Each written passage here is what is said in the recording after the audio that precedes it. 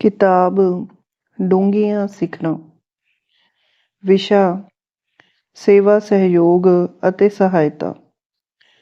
ਜਦੋਂ ਤੁਸੀਂ ਕਿਸੇ ਦੀ ਸਹਾਇਤਾ ਕਰਦੇ ਹੋ ਤਾਂ ਇਸ ਤੋਂ ਇਹ ਵੀ ਸਾਬਿਤ ਹੋ ਜਾਂਦਾ ਹੈ ਕਿ ਤੁਸੀਂ ਆਪ ਸਫਲ ਹੋ ਚੁੱਕੇ ਹੋ। ਭਰੇ ਹੋਏ ਹੀ ਡੁੱਲਦੇ ਹਨ। ਆਪਣੇ ਆਪ ਨਾਲ ਸੰਤੁਸ਼ਟ, ਪ੍ਰਸੰਨ ਅਤੇ ਹਮਦਰਦ ਵਿਅਕਤੀ ਹੀ ਦੂਜਿਆਂ ਲਈ ਦਿਆਲੂ, ਕਿਰਪਾਲੂ ਹੋ ਸਕਦਾ ਹੈ। ਅੰਤ ਨੂੰ ਹਰ ਵਿਅਕਤੀ ਨੇ ਆਪਣਾ ਕੰਮ ਆਪ ਕਰਨਾ ਹੁੰਦਾ ਹੈ, ਸੋ ਤੁਹਾਡਾ ਵਿਕਾਸ, ਸਫਲਤਾ ਅਤੇ ਖੁਸ਼ਹਾਲੀ ਤੁਹਾਡੀ ਜ਼ਿੰਮੇਵਾਰੀ ਹੈ। ਦੂਜੇ ਸਹਿਯੋਗੀ ਅਤੇ ਸਹਾਇਕ ਹੋ ਸਕਦੇ ਹਨ, ਪਰ ਜ਼ਿੰਮੇਵਾਰੀ ਤੁਹਾਡੀ ਹੀ ਰਹੇਗੀ।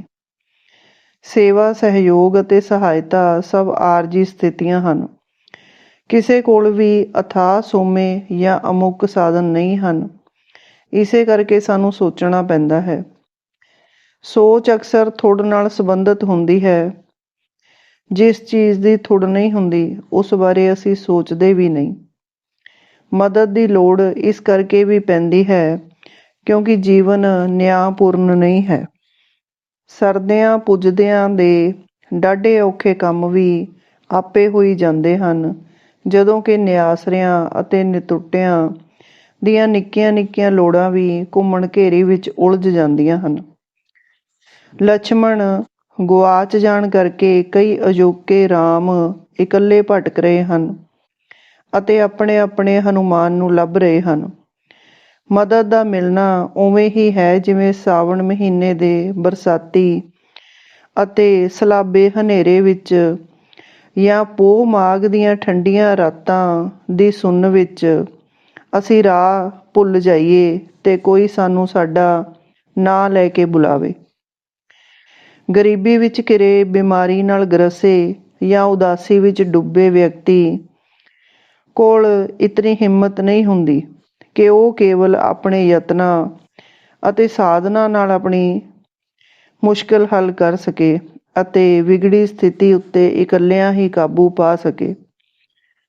ਜਿਨ੍ਹਾਂ ਦੇ ਖੇਤ ਅਤੇ ਘਰ ਇੱਕੋ ਵੇਲੇ ਉਜੜਦੇ ਹਨ, ਜਿਹੜੇ ਭੂਚਾਲ, ਤੂਫਾਨ ਅਤੇ ਹੜ੍ਹ ਦਾ ਸ਼ਿਕਾਰ ਹੁੰਦੇ ਹਨ, ਜੇ ਉਹਨਾਂ ਦੀ ਬਾਂਹ ਨਾ ਫੜੀ ਜਾਵੇ ਤਾਂ ਉਹ ਜ਼ਿੰਦਗੀ ਵਿੱਚੋਂ ਖਾਰਜ ਹੋ ਜਾਂਦੇ ਹਨ, ਪਰ ਮਦਦ ਨਾਲ ਉਹਨਾਂ ਨੂੰ ਮੁੜ ਜੀਵਨ ਦੀ ਲੀਹ ਉੱਤੇ ਵਾਪਸ ਲਿਆਂਦਾ ਜਾ ਸਕਦਾ ਹੈ।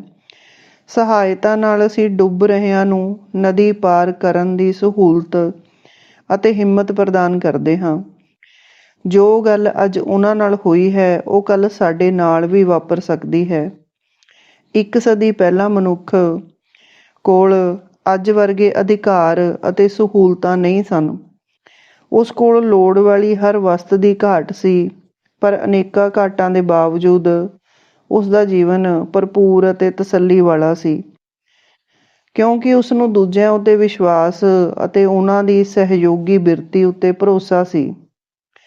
ਹੁਣ ਇਹ ਦੋਵੇਂ ਗੁਣ ਧੁੰਦਲੇ ਪੈਂਦੇ ਜਾ ਰਹੇ ਹਨ। ਭਾਵੇਂ ਹੁਣ ਹਰ ਚੀਜ਼ ਦੀ ਬਹੁਤਾਤ ਹੈ, ਪਰ ਬਿਰਤੀ ਸਹਿਯੋਗੀ ਹੋਣ ਦੀ ਥਾਂ ਮੁਕਾਬਲੇ ਵਾਲੀ ਹੋ ਗਈ ਹੈ। ਇਸੇ ਕਰਕੇ ਆਧੁਨਿਕ ਮਨੁੱਖ ਅਸ਼ਾਂਤ ਹੈ। ਸ਼ਾਂਤੀ ਤਾਂ ਸੇਵਾ, ਸਹਿਯੋਗ ਅਤੇ ਸਹਾਇਤਾ ਵਿੱਚੋਂ ਹੀ ਮਿਲਣੀ ਹੈ। ਅਭਿਮਾਨ, ਅਡੰਬਰ ਅਤੇ ਵਿਖਾਵੇ ਨੇ ਮਾਨਵੀ ਗੁਣ ਕੁਚਲ ਦਿੱਤੇ ਹਨ। ਸਾਥ ਦੀ ਇਮਾਨਦਾਰੀ, ਮਿਲਵਰਤਣ ਦੀ ਪ੍ਰਸੰਨਤਾ ਅਤੇ ਸਹਿਯੋਗ ਦੀ ਉਦਾਰਤਾ ਲੋਪ ਹੋ ਰਹੀ ਹੈ। ਦਿਆਲੂ ਬੰਦਿਆਂ ਦੇ ਢੰਗ ਤਰੀਕੇ ਹੋਰ ਹੀ ਹੁੰਦੇ ਸਨ, ਕਿਉਂਕਿ ਉਹਨਾਂ ਦੀਆਂ ਮੰਜ਼ਿਲਾਂ ਹੋਰ ਸਨ। ਉਹ ਵਿਸ਼ਾਲ ਨਿਸ਼ਾਨੀਆਂ ਦੇ ਭੀੜੇ ਰਸਤਿਆਂ ਵਿੱਚੋਂ ਲੰਘ ਕੇ ਨਹੀਂ ਸਨ ਪਹੁੰਚੇ। ਵੇਖਿਆ ਗਿਆ ਹੈ ਕਿ ਕਈ ਵੱਡੇ ਵੱਡੇ ਬੱਦਲ ਐਵੇਂ ਗਰਜ ਕੇ ਲੰਘ ਜਾਂਦੇ ਹਨ, ਜਦੋਂ ਕਿ ਨਿੱਕੀਆਂ ਨਿੱਕੀਆਂ ਬੱਦਲੀਆਂ ਥੋੜ੍ਹੀ ਦੇਰ ਵਿੱਚ ਹੀ ਜਲ ਥਲ ਕਰ ਦਿੰਦੀਆਂ ਹਨ। ਅੰਤਰ ਆਕਾਰ ਦਾ ਨਹੀਂ, ਸੇਵਾ ਅਤੇ ਤਿਆਗ ਦਾ ਹੈ। ਸਾਡੇ ਮਾਪੇ, ਆਂਢੀ ਗੁਆਂਢੀ, ਸੰਗੀ ਸਾਥੀ, ਸਹਿਕਰਮੀ, ਮਿੱਤਰ ਪਿਆਰੇ ਆਦਿ ਸਾਰੇ ਸਾਡੀ ਕਾਰਗੁਜ਼ਾਰੀ ਵਿੱਚ ਸਹਾਇਕ ਹੁੰਦੇ ਹਨ। ਇਹਨਾਂ ਦੀਆਂ ਸ਼ੁਭ ਇਛਾਵਾਂ ਸਾਨੂੰ ਅੱਗੇ ਲੰਘਾਉਣ ਲਈ ਹੁੰਦੀਆਂ ਹਨ। ਜਦੋਂ ਮਾਂ ਕਹਿੰਦੀ ਹੈ, ਤੁਸੀਂ ਸਾਰੇ ਖਾਓ, ਮੈਂ ਪਰੋਸਦੀ ਹਾਂ, ਤਾਂ ਉਸ ਵਿੱਚ ਸੇਵਾ ਵੀ ਹੁੰਦੀ ਹੈ ਅਤੇ ਤਿਆਗ ਵੀ। ਆਮ ਤੌਰ ਉੱਤੇ ਸੇਵਾ ਧਾਰਮਿਕ ਸੰਕਲਪ ਹੈ, ਸਹਿਯੋਗ ਰਾਜਨੀਤਿਕ ਆਰਥਿਕ ਸੰਕਲਪ ਹੈ ਅਤੇ ਸਹਾਇਤਾ ਇੱਕ ਸਮਾਜਿਕ ਸੰਕਲਪ ਹੈ। ਵਖਰੇਵਿਆਂ ਦੇ ਬਾਵਜੂਦ ਇਹਨਾਂ ਵਿੱਚ ਸਾਂਝਾਂ ਹਨ। ਆਮ ਕਰਕੇ ਅਸੀਂ ਬਜ਼ੁਰਗਾਂ ਦੀ ਸੇਵਾ ਕਰਦੇ ਹਾਂ, ਬਰਾਬਰ ਦਿਆਂ ਨੂੰ ਸਹਿਯੋਗ ਦਿੰਦੇ ਹਾਂ ਅਤੇ ਹੇਠਲਿਆਂ ਦੀ ਸਹਾਇਤਾ ਕਰਦੇ ਹਾਂ। ਸੇਵਾ, ਸਹਿਯੋਗ ਅਤੇ ਸਹਾਇਤਾ ਇਨਸਾਨੀ ਗੁਣ ਹਨ। ਪੰਛੀਆਂ ਜਾਨਵਰਾਂ ਵਿੱਚ ਇਹ ਬਿਰਤੀ ਬਲਵਾਨ ਨਹੀਂ ਹੁੰਦੀ। ਧਰਮ ਨੇ ਸੇਵਾ, ਸਹਿਯੋਗ ਅਤੇ ਸਹਾਇਤਾ ਦੇ ਸੰਕਲਪਾਂ ਨੂੰ ਦ੍ਰਿੜ੍ਹ ਕਰਵਾਇਆ ਹੈ। ਇਹਨਾਂ ਕਾਰਜਾਂ ਨਾਲ ਮਨੁੱਖੀ ਮਨ ਵਿੱਚ ਸ਼ਾਂਤੀ ਉਪਜਦੀ ਹੈ। ਧਰਤੀ, ਸੂਰਜ, ਨਦੀ, ਦਰਿਆ ਸਾਰੇ ਸੇਵਾ ਭਾਵਨਾ ਦੇ ਪ੍ਰਤੀਕ ਹਨ। ਜਿਵੇਂ ਨਦੀ ਦੇ ਕੰਢੇ ਪਾਣੀ ਨੂੰ ਵਗਣ ਵਿੱਚ ਸਹਿਯੋਗ ਦਿੰਦੇ ਹਨ, ਇਵੇਂ ਹੀ ਮਦਦ ਕਰਨ ਵਾਲੇ ਸਾਡੇ ਕਿਨਾਰੇ ਬਣ ਜਾਂਦੇ ਹਨ ਤਾਂ ਜੋ ਅਸੀਂ ਵਗਦੇ ਰਹੀਏ। ਨਦੀ ਦੇ ਕੰਢੇ ਪਾਣੀ ਨੂੰ ਅੱਗੇ ਕਰਕੇ ਆਪ ਪਿੱਛੇ ਰਹਿ ਜਾਂਦੇ ਹਨ। ਵਿਦਿਅਕ ਸੰਸਥਾਵਾਂ, ਸਿਖਲਾਈ ਕੇਂਦਰ ਆਦਿ ਵਿਦਿਆਰਥੀਆਂ ਨੂੰ ਬੰਨ੍ਹ ਕੇ ਨਹੀਂ ਰੱਖਦੇ, ਸਗੋਂ ਕਹਿੰਦੇ ਹਨ, ਆਪਣਾ ਅਸਮਾਨ ਲੱਭੋ ਅਤੇ ਦੂਜਿਆਂ ਲਈ ਸਹਾਇਕ ਸਿੱਧ ਹੋਵੋ। ਭੋਜਨ, ਪਿਆਰ ਅਤੇ ਸੁਰੱਖਿਆ ਮਨੁੱਖ ਦੀਆਂ ਪ੍ਰਮੁੱਖ ਲੋੜਾਂ ਹਨ। ਇਹਨਾਂ ਸਰਵ ਵਿਆਪਕ ਬੁਨਿਆਦੀ ਲੋੜਾਂ ਦੇ ਸੰਦਰਭ ਵਿੱਚ ਹੀ ਮਦਦ ਕੀਤੀ ਜਾਂਦੀ ਹੈ। ਇਹਨਾਂ ਲੋੜਾਂ ਦੀ ਪੂਰਤੀ ਦੇ ਕਾਰਜਾਂ ਵਿੱਚੋਂ ਹੀ ਰਿਸ਼ਤੇ ਉਪਜਦੇ ਹਨ। ਜੋ ਕੁਝ ਵੀ ਅਸੀਂ ਖਾਂਦੇ, ਪੀਂਦੇ, ਪਹਿਨਦੇ, ਵਰਤਦੇ ਹਾਂ, ਉਹ ਕਿਸੇ ਦੀ ਮਿਹਨਤ ਦਾ ਸਿੱਟਾ ਹੁੰਦਾ ਹੈ। ਸੋ ਧੰਨਵਾਦੀ ਬਿਰਤੀ ਲੋੜੀਂਦੀ ਹੈ। ਧੰਨਵਾਦੀ ਹੋਣਾ ਸਿੱਖੋ। ਇਹ ਅਜਿਹੀ ਨੀਤੀ ਹੈ ਜਿਸ ਵਿੱਚ ਸਫਲਤਾ ਹੀ ਸਫਲਤਾ ਹੈ। ਧੰਨਵਾਦ ਆਮ ਕਰਕੇ ਵਡੇਰੀਆਂ, ਮਿਹਰਬਾਨੀਆਂ ਅਤੇ ਬਖਸ਼ਿਸ਼ਾਂ ਪ੍ਰਾਪਤ ਕਰਨ ਦੇ ਉਦੇਸ਼ ਵਿੱਚੋਂ ਉਪਜੀ ਭਾਵਨਾ ਦਾ ਪ੍ਰਗਟਾਵਾ ਹੁੰਦਾ ਹੈ। ਦਰੱਖਤਾਂ ਦੇ ਪੱਤੇ ਧੰਨਵਾਦ ਦੀ ਭਾਵਨਾ ਨਾਲ ਧਰਤੀ ਨੂੰ ਖੁਸ਼ਹਾਲ, ਅਮੀਰ ਅਤੇ ਨਰੋਆ ਬਣਾਉਣ ਲਈ ਡਿੱਗਦੇ ਹਨ। ਪੱਤਿਆਂ ਦਾ ਡਿੱਗਣਾ ਦਰੱਖਤ ਵੱਲੋਂ ਧੰਨਵਾਦ ਦਾ ਪ੍ਰਗਟਾਵਾ ਹੈ। ਪਰਸਪਰ ਧੰਨਵਾਦ ਦੀ ਭਾਵਨਾ ਵਿਕਾਸ ਦਾ ਪ੍ਰਤੀਕ ਹੁੰਦੀ ਹੈ। ਮਦਦ ਕਰਨ ਦੇ ਖੇਤਰ ਤਾਂ ਕਈ ਹਨ, ਪਰ ਵਸੀਲਿਆਂ ਵਿਹੂਣੇ ਕਿਸੇ ਲਾਇਕ ਵਿਦਿਆਰਥੀ ਦੀ ਪੜ੍ਹਾਈ ਵਿੱਚ ਮਾਇਕ ਮਦਦ ਅਤੇ ਕਿਸੇ ਮਿਹਨਤੀ ਵਿਅਕਤੀ ਦੀ ਬਿਮਾਰੀ ਵਿੱਚ ਸਹਾਇਤਾ ਸਭ ਤੋਂ ਵੱਧ ਤਸੱਲੀ ਦਿੰਦੀ ਹੈ, ਕਿਉਂਕਿ ਇਹ ਨਿਰੰਤਰ ਧੰਨਵਾਦੀ ਰਹਿੰਦੇ ਹਨ। ਜਿਵੇਂ ਦਲਦਲ ਵਿੱਚ ਫਸੀ ਕਿਸੇ ਗਾਂ ਮੱਝ ਦੀ ਬਾਹਰ ਨਿਕਲਣ ਵਿੱਚ ਮਦਦ ਮੁਲਤਵੀ ਨਹੀਂ ਕੀਤੀ ਜਾ ਸਕਦੀ ਅਤੇ ਡੁੱਬਦੇ ਵਿਅਕਤੀ ਦਾ ਬਚਾਉਣਾ ਟਾਲਿਆ ਨਹੀਂ ਜਾ ਸਕਦਾ, ਇਵੇਂ ਹੀ ਕਈ ਖੇਤਰ ਹੁੰਦੇ ਹਨ ਜਿੱਥੇ ਫੌਰੀ ਮਦਦ ਦੀ ਲੋੜ ਪੈਂਦੀ ਹੈ। ਪੰਜਾਬੀਆਂ ਦਾ ਇਹ ਸੁਭਾਅ ਹੈ ਕਿ ਇਹ ਕਿਸੇ ਨਿਆਸਰੇ ਦੀ ਮਦਦ ਕਰਨ ਵਿੱਚ ਸੰਕੋਚ ਨਹੀਂ ਕਰਦੇ। ਰੋਂਦੀ ਹੋਈ ਇਸਤਰੀ ਦੀ ਮਦਦ ਲਈ ਪੰਜਾਬੀ ਪੁਰਸ਼ ਆਪਣਾ ਸਭ ਕੁਝ ਕੁਰਬਾਨ ਕਰ ਦਿੰਦਾ ਹੈ। ਇਹ ਉਸਦਾ ਸੁਭਾਵਿਕ ਵਿਹਾਰ ਹੈ ਅਤੇ ਅਜਿਹਾ ਕਰਨ ਲਈ ਪੰਜਾਬੀਆਂ ਦਾ ਇਤਿਹਾਸ ਉਹਨਾਂ ਨੂੰ ਪ੍ਰੇਰਦਾ ਹੈ। ਪਾਟੇ ਨੂੰ ਸਿਉਣ ਨਾਲ, ਡਿੱਗੇ ਨੂੰ ਚੁੱਕਣ ਨਾਲ ਅਤੇ ਨਿਆਸਰੇ ਨੂੰ ਸਹਾਰਾ ਦੇਣ ਨਾਲ ਅਸੀਂ ਆਤਮਿਕ ਅਤੇ ਭਾਵੁਕ ਪੱਖੋਂ ਖੁਸ਼ਹਾਲ ਹੁੰਦੇ ਹਾਂ। ਹਰੇਕ ਧਰਮ ਦਾ ਕੇਂਦਰੀ ਉਪਦੇਸ਼ ਨਿਆਸਰਿਆਂ ਦੀ ਸੇਵਾ ਕਰਨਾ ਹੈ ਅਤੇ ਹਰ ਕੋਈ ਕਿਸੇ ਨਾ ਕਿਸੇ ਪੱਖੋਂ ਨਿਆਸਰਾ ਹੁੰਦਾ ਹੈ। ਉਦਾਹਰਨ ਵਜੋਂ ਜਦੋਂ ਦ੍ਰੋਪਦੀ ਦਾ ਅਪਮਾਨ ਕੀਤਾ ਜਾ ਰਿਹਾ ਸੀ ਤਾਂ ਉਹ ਬਸ਼ਰਮਾਂ ਦੇ ਭਰੇ ਦਰਬਾਰ ਵਿੱਚ ਨਿਆਸਰੀ ਖਲੋਤੀ ਸੀ। ਉਸਦੀ ਨਿਆਸਰੀ ਸਥਿਤੀ ਨਿਰਲੱਜ ਮਰਦਾਂ ਦੀ ਅਣਖ ਨੂੰ ਵੰਗਾਰ ਸੀ। ਆਪਣੀ ਇੱਜ਼ਤ ਬਚਾਉਣ ਲਈ ਉਹ ਹਰ ਹੀਲਾ ਵਰਤਿਆ ਪਰ ਸਫਲ ਨਾ ਹੋਈ। ਪਰ ਜਿਉਂ ਹੀ ਉਸਨੇ ਅੰਤਲੀ ਆਸ ਕ੍ਰਿਸ਼ਨ ਨੂੰ ਧਿਆ ਕੇ ਮਦਦ ਲਈ ਹੱਥ ਫੈਲਾਏ, ਰਹਿਮ ਅਤੇ ਮਿਹਰ ਦੀ ਬਖਸ਼ਿਸ਼ ਹੋ ਗਈ ਅਤੇ ਕ੍ਰਿਸ਼ਨ ਨੇ ਦ੍ਰੋਪਦੀ ਦੀ ਇੱਜ਼ਤ ਨੂੰ ਆਪਣੀ ਜ਼ਿੰਮੇਵਾਰੀ ਬਣਾ ਲਿਆ। ਜਦੋਂ ਕੋਈ ਹਾਦਸਾ ਜਾਂ ਦੁਰਘਟਨਾ ਵਾਪਰਦੀ ਹੈ ਤਾਂ ਬਹੁਤ ਚਿੰਤਾ ਮਰ ਗਿਆਂ ਸੰਬੰਧੀ ਨਹੀਂ, ਪਿੱਛੇ ਰਹਿ ਗਿਆਂ ਸੰਬੰਧੀ ਹੁੰਦੀ ਹੈ। ਮਦਦ ਪਿੱਛੇ ਰਹਿ ਗਿਆਂ ਦੀ ਹੁੰਦੀ ਹੈ। ਮਦਦ ਦਾ ਉਦੇਸ਼ ਮਦਦ ਲੈਣ ਵਾਲੇ ਨੂੰ ਆਪਣੇ ਪੈਰਾਂ 'ਤੇ ਖੜ੍ਹਾ ਕਰਕੇ ਸੁਤੰਤਰ ਕਰਨਾ ਹੁੰਦਾ ਹੈ। ਕਈ ਵਾਰੀ ਕਿਸੇ ਨੂੰ ਸੁਣਨਾ ਹੀ ਮਦਦ ਹੈ, ਕਈ ਵਾਰੀ ਕਿਸੇ ਕੋਲ ਬਹਿਣਾ ਅਤੇ ਹੱਲਾਸ਼ੇਰੀ ਦੇਣਾ ਹੀ ਸਹਾਇਤਾ ਹੈ। ਜੋ ਕੁਝ ਲੋਕ ਆਪ ਕਰ ਸਕਦੇ ਹਨ ਅਤੇ ਉਹਨਾਂ ਨੂੰ ਕਰਨਾ ਚਾਹੀਦਾ ਹੈ, ਉਹ ਕੁਝ ਕਰਨਾ ਮਦਦ ਨਹੀਂ ਹੁੰਦੀ। ਮਦਦ ਦਾ ਉਦੇਸ਼ ਡੁੱਲ ਗਏ ਜਾਂ ਖਾਲੀ ਹੋਏ ਨੂੰ ਭਰਨਾ ਹੈ। ਮਦਦ ਉਸਦੀ ਹੀ ਕੀਤੀ ਜਾਣੀ ਚਾਹੀਦੀ ਹੈ ਜੋ ਆਰਜੀ ਤੌਰ 'ਤੇ ਆਪਣਾ ਕੰਮ ਕਰਨ ਵਿੱਚ ਅਸਮਰੱਥ ਹੋਵੇ। ਕੁਝ ਖੇਤਰ ਹਨ ਜਿਨ੍ਹਾਂ ਵਿੱਚ ਮਦਦ ਨਹੀਂ ਕੀਤੀ ਜਾਣੀ ਚਾਹੀਦੀ, ਜਿਵੇਂ ਦੂਜਾ ਮਕਾਨ ਜਾਂ ਦੂਜੀ ਕਾਰ ਖਰੀਦਣ ਲਈ, ਮਹਿੰਗੇ ਸ਼ੌਕ ਪਾਲਣ ਲਈ, ਮਨੋਰੰਜਨ ਵਾਸਤੇ, ਵਿਦੇਸ਼ ਦੌਰੇ ਲਈ। ਸਹਾਇਤਾ ਬੁਨਿਆਦੀ ਲੋੜਾਂ ਦੀ ਪੂਰਤੀ ਲਈ ਹੁੰਦੀ ਹੈ, ਇੱਛਾਵਾਂ ਦੀ ਪੂਰਤੀ ਲਈ ਨਹੀਂ। ਜੋ ਮਦਦ ਕਰਦੇ ਹਨ ਉਹਨਾਂ ਨੇ ਮਦਦ ਲਈ ਦਿੱਤੇ ਜਾਣ ਵਾਲੇ ਧਨ ਨੂੰ ਮਿਹਨਤ ਅਤੇ ਕੁਰਬਾਨੀਆਂ ਕਰਕੇ ਆਪਣੇ ਆਪ ਅਤੇ ਆਪਣੇ ਪਰਿਵਾਰ ਨੂੰ ਵਿਰਵੇ ਰੱਖ ਕੇ ਇਕੱਤਰ ਕੀਤਾ ਹੁੰਦਾ ਹੈ ਅਤੇ ਉਸ ਉੱਤੇ ਟੈਕਸ ਵੀ ਅਦਾ ਕੀਤਾ ਹੁੰਦਾ ਹੈ। ਮਦਦ ਕਰਨ ਤੋਂ ਪਹਿਲਾਂ ਇਹ ਜਾਣਨਾ ਜ਼ਰੂਰੀ ਹੈ ਕਿ ਮਦਦ ਲੈਣ ਵਾਲੇ ਨੇ ਆਪਣੇ ਵਸੀਲੇ ਕਿਵੇਂ ਵਰਤੇ ਹਨ ਅਤੇ ਆਪਣੇ ਜੀਵਨ ਨੂੰ ਜੀਵਿਆ ਕਿਵੇਂ ਹੈ। ਲੋਕ ਅਕਸਰ ਕਹਿੰਦੇ ਹਨ ਕਿ ਲੋੜ ਵੇਲੇ ਰਿਸ਼ਤੇਦਾਰ ਮਦਦ ਨਹੀਂ ਕਰਦੇ, ਜਦੋਂ ਕਿ ਵਾਸਤਵਿਕਤਾ ਇਹ ਹੈ ਜੇ ਤੁਹਾਨੂੰ ਮਦਦ ਦੀ ਲੋੜ ਹੈ ਅਤੇ ਤੁਸੀਂ ਮਦਦ ਕੀਤੇ ਜਾਣ ਦੇ ਯੋਗ ਹੋ ਤਾਂ ਰਿਸ਼ਤੇਦਾਰ ਵੀ ਮਦਦ ਕਰਨਗੇ। ਉਹ ਅਕਸਰ ਮਦਦ ਇਸ ਲਈ ਨਹੀਂ ਕਰਦੇ ਕਿਉਂਕਿ ਉਹ ਤੁਹਾਨੂੰ ਚੰਗੀ ਤਰ੍ਹਾਂ ਜਾਣਦੇ ਹੁੰਦੇ ਹਨ। ਉਹਨਾਂ ਨੇ ਤੁਹਾਡੇ ਅਡੰਬਰ ਅਤੇ ਫਜ਼ੂਲ ਖਰਚੀਆਂ ਵੇਖੀਆਂ ਹੁੰਦੀਆਂ ਹਨ। ਉਹ ਤੁਹਾਡੇ ਗੈਰ ਹਾਜ਼ਰ ਵਿਹਾਰ ਨੂੰ ਚੰਗੀ ਤਰ੍ਹਾਂ ਜਾਣਦੇ ਹੁੰਦੇ ਹਨ। ਗੈਰ ਜ਼ਿੰਮੇਵਾਰ ਵਿਹਾਰ ਪਰਿਵਾਰ ਵਿੱਚ ਹੀ ਨਹੀਂ ਸਗੋਂ ਸਮੁੱਚੇ ਸਮਾਜ ਵਿੱਚ ਵੀ ਅਸ਼ਾਂਤੀ ਹੀ ਫੈਲਾਉਂਦਾ ਹੈ। ਲੰਮੇ ਰਿਸ਼ਤੇ ਇਸ ਆਧਾਰ 'ਤੇ ਨਹੀਂ ਚੱਲਦੇ ਕਿ ਕਹਿਣ ਅਤੇ ਸਹਾਇਤਾ ਕਰੋਗੇ ਜਾਂ ਸਹਾਇਤਾ ਮਿਲੇਗੀ,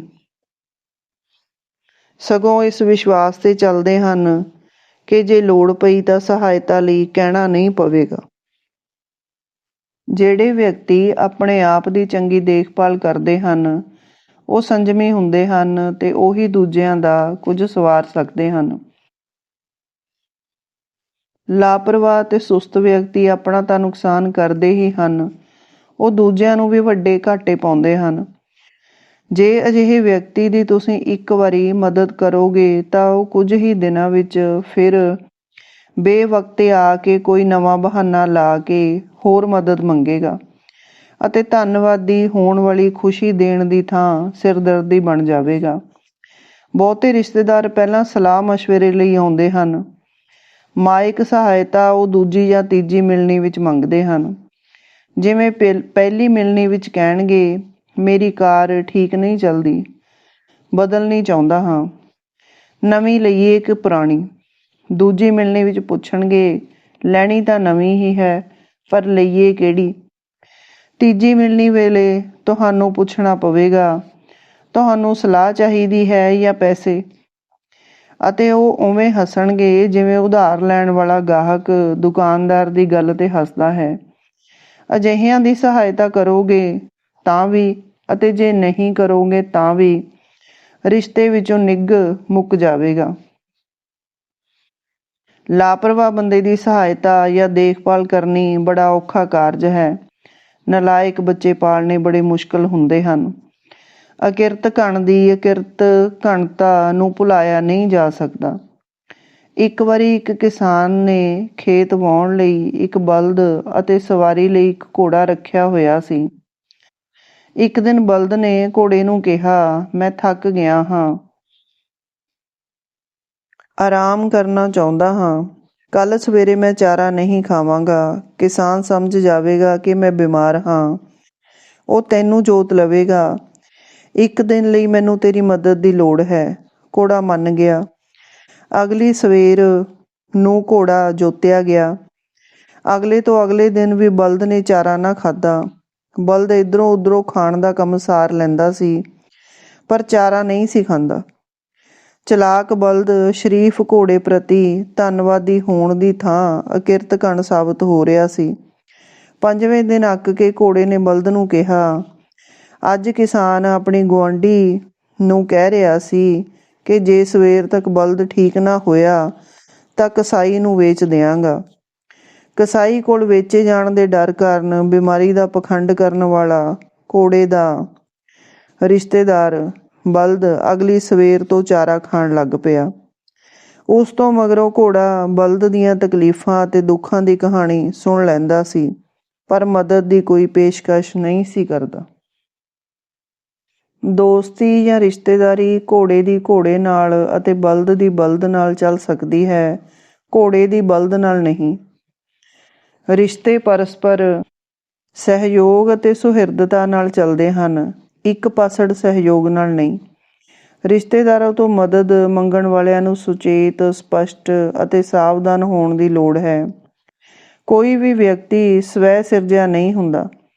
ਉਸਦੇ ਜੀਵਨ ਵਿੱਚ ਅਨੇਕਾਂ ਵਿਅਕਤੀਆਂ ਦਾ ਯੋਗਦਾਨ ਹੁੰਦਾ ਹੈ।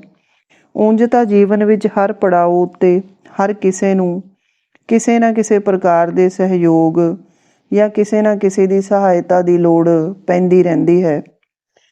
ਪਰ ਜੇ ਤੁਸੀਂ ਚੰਗੀ ਕਾਰਗੁਜ਼ਾਰੀ ਦਾ ਸਬੂਤ ਦਿੰਦੇ ਰਹੋਗੇ ਤਾਂ ਨਾ ਕੇਵਲ ਤੁਹਾਡੀ ਅੱਗੋਂ ਵੀ ਮਦਦ ਹੋਵੇਗੀ, ਸਗੋਂ ਨਵੇਂ ਮਦਦ ਕਰਨ ਵਾਲੇ ਵੀ ਉਪਜਦੇ ਰਹਿਣਗੇ। ਮਨੁੱਖ ਨੂੰ ਮਿਹਨਤੀ ਵਿਅਕਤੀਆਂ ਦੀ ਮਦਦ ਕਰਨ ਵਿੱਚੋਂ ਆਨੰਦ ਮਿਲਦਾ ਹੈ। ਲੈਣ ਵਾਲਾ ਮਦਦ ਮਾਣਦਾ ਹੈ, ਦੇਣ ਵਾਲਾ ਆਨੰਦ ਮਾਣਦਾ ਹੈ।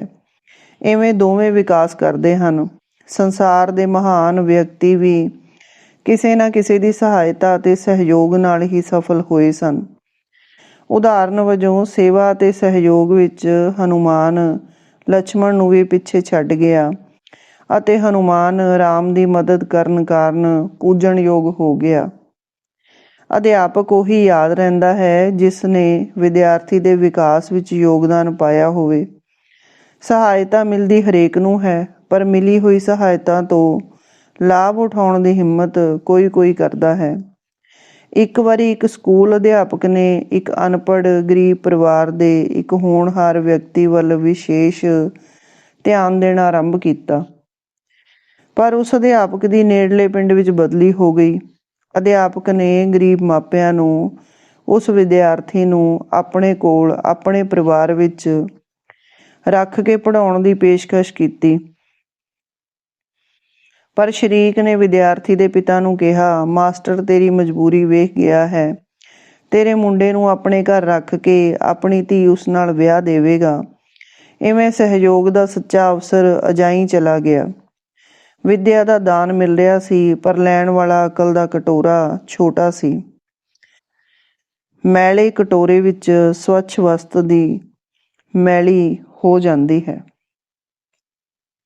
ਦਾਨ ਵੀ ਸਹਿਯੋਗ ਅਤੇ ਸਹਾਇਤਾ ਨਾਲ ਮਿਲਦਾ ਜੁਲਦਾ ਸੰਕਲਪ ਹੈ, ਪਰ ਦਾਨ ਵੱਖਰੇ ਸੁਭਾਅ ਵਾਲਾ ਸੰਕਲਪ ਹੈ।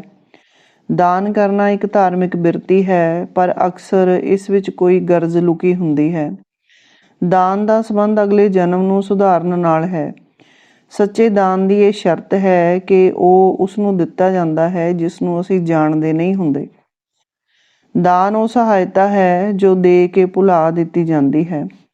ਦਾਨ ਦਾ ਗੁਪਤ ਹੋਣਾ ਇਸ ਦਾ ਬੁਨਿਆਦੀ ਗੁਣ ਹੈ। ਦੱਸ ਕੇ ਵਿਖਾ ਕੇ ਕੀਤਾ ਦਾਨ, ਦਾਨ ਨਹੀਂ ਭਿੱਖਿਆ ਹੈ। ਦਾਨ ਲੈਣ ਵਾਲੇ ਨੂੰ ਦਾਨ ਦੇਣ ਵਾਲੇ ਦਾ ਪਤਾ ਹੁੰਦਾ ਹੈ, ਪਰ ਦਾਨ ਦੇਣ ਵਾਲੇ ਨੂੰ ਲੈਣ ਵਾਲੇ ਦਾ ਪਤਾ ਨਹੀਂ ਹੁੰਦਾ। ਦਾਨ ਅਕਸਰ ਮੰਗਤਿਆਂ ਲਈ ਹੁੰਦਾ ਹੈ। ਹਿੰਦੂ ਧਰਮ ਵਿੱਚ ਦਾਨ ਦੀ ਮਹਿਮਾ ਹੈ।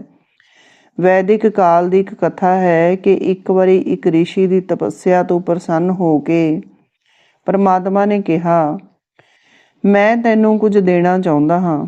ਰਿਸ਼ੀ ਨੇ ਕਿਹਾ, ਸਭ ਕੁਝ ਹੈ, ਕਿਸੇ ਚੀਜ਼ ਦੀ ਲੋੜ ਨਹੀਂ। ਸੋਚਿਆ ਹੀ ਨਹੀਂ ਕਿ ਕਦੇ ਕਿਸੇ ਤੋਂ ਕੁਝ ਮੰਗਣਾ ਹੈ।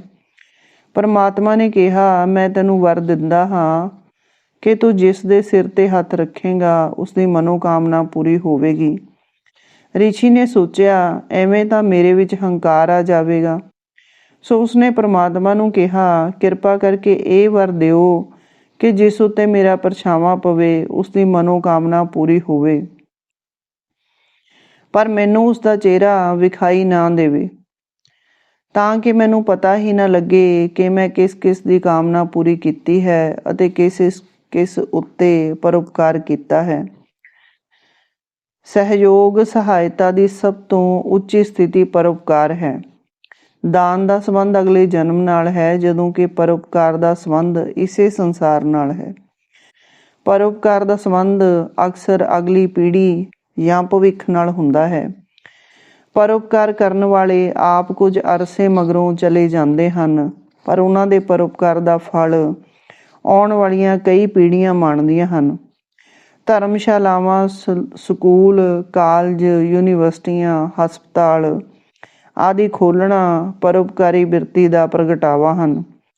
ਪਰਉਪਕਾਰ ਤਾਂ ਸਭ ਨੂੰ ਦਿਸਦਾ ਹੈ, ਪਰ ਪਰਉਪਕਾਰ ਕਰਨਾ ਅਤੇ ਨਾ ਦੱਸਣਾ ਖੁਦਾਈ ਹੈ, ਕਿਉਂਕਿ ਪਰਮਾਤਮਾ ਇਵੇਂ ਹੀ ਕਰਦਾ ਹੈ।